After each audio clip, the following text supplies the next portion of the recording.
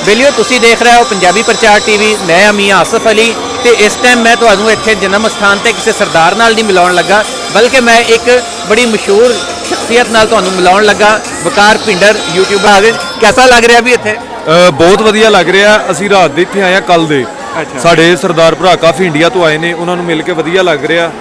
उन्हां नाल गलबात करके मतलब वो बनया सी कि यार मिलांगे। कल दा मैं सवेर दा तैयार होया सी, मेले ते जावांगा सरदारां नूं मिलांगा ते आके मिलिया। बहुत वधिया लग रहा। ते तुहानू किहड़ी शै ऐसी है जिहड़ी पहले तुहानू नहीं पता इत्थे आके सरदारां नूं मिले हो तुसीं ते तुहानू अंदाजा होया?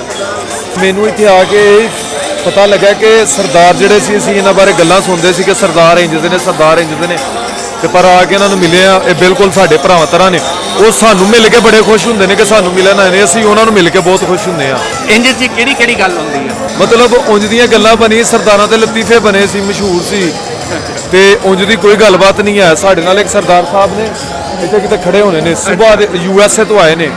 मेरियां उत्थे टिकटॉक देखदे हुंदे सी, मेरे नाल फिर रहे ने, गल्लां बातां कर रहे ने, ते मैं उन्हां नूं कहा तुसीं बैठ जाओ। कहंदे नहीं मैं तेरे नाल ही फिरदा वां। कैमरे अगे नहीं, वैसे वो आते आ। नहीं बड़ी गल आ कि इत्थे अच्छा ये तो चलो हो गया कि तुसीं आए हो इत्थे मिल रहे हो, ते बाकी तुसीं हुण उधरले भी आउंदे आ सरदार इत्थे सारिआं नूं मिलदे हो। उन्हां नूं अपने देश दे विच खासकर इधरले पंजाब च किहड़ी शै है जिहड़ी सब तो ज़्यादा चंगी लगदी है, ते अपने जिहड़े पंजाबी इन्हां नूं उधर किहड़ी शै चंगी लगदी है? इन्हूं अपनीयत मतलब ही अपना आप चंगा लगदा है। पंजाबी ਜਿਹੜੇ ਇੱਧਰ ਇਹਨਾਂ ਅਸੀਂ ਪੰਜਾਬੀ ਭਰਾਵਾਂ ਉਧਰਲਿਆਂ ਨੂੰ ਬਹੁਤ ਚੰਗੇ ਲੱਗਦੇ ਆ, ਜਿਹੜੇ ਉਧਰਲਿਆਂ ਨੂੰ ਉਹ ਕਹਿੰਦੇ ਤਾਰਾਂ ਦੇ ਵਿੱਚ ਐਵੇਂ ਨੇ। ਹੈ ਤੇ ਅਸੀਂ ਪੰਜਾਬੀ ਭਰਾ ਹੀ ਆ। ਰਾਤੀ ਉਹ ਸਾਡੇ ਨਾਲ ਬੈਠੇ ਰਹੇ ਨੇ, ਖਾਣਾ ਖਾਦਾ, ਗੱਲਾਂ ਕਰਦੇ ਸੀ।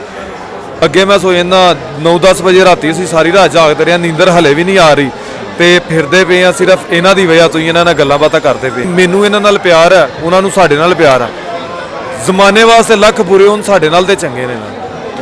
नहीं जमाने लिए भी बुरे नहीं गए सरदार। बड़े ਜਿਹੜੇ ਲੋਕ ਗੱਲਾਂ ਕਰਦੇ ਨੇ ਨਾ ਕਿ ਨਾ ਇੰਜ ਕੀਤਾ ਇਹ ਉਹ ਇੰਜ ਨੇ, ਮੈਨੂੰ ਉਹਨਾਂ ਤੋਂ ਕੋਈ ਉਹ ਨਹੀਂ, ਕਿਉਂਕਿ ਮੈਂ ਤੇ ਅੱਜ ਤੱਕ ਇਹਨਾਂ 'ਚ ਕੋਈ ਐਸੀ ਗੱਲ ਨਹੀਂ ਦੇਖੀ।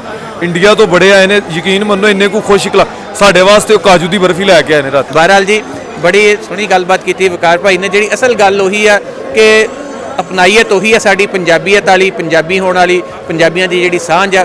बाकी एक गल जी माड़ी जी विच आ गई, गल वो ठीक है, पता नहीं, मैनू आप नहीं समझ आती। मैं आप मिलता मैं सारिਆਂ ਨੂੰ कि 47 होया की सीगा, किहड़ी ऐसी गल हुई सी इधर भी ते उधर भी कि जेड़ा इन्ना ज़्यादा रौला पै गया। बाकी वो दौर कढ़ दईए ते बाकी अज भी असीं इक्को जिहे हां।